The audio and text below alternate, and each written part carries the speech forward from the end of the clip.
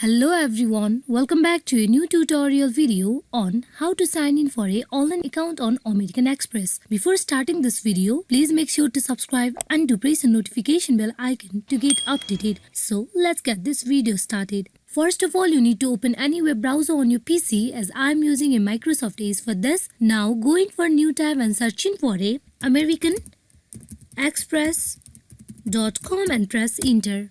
Here at the official webpage of American Express, you can see the option of login on top right side of your screen. You click on login. Now here you will see login form page where you need to provide your user ID.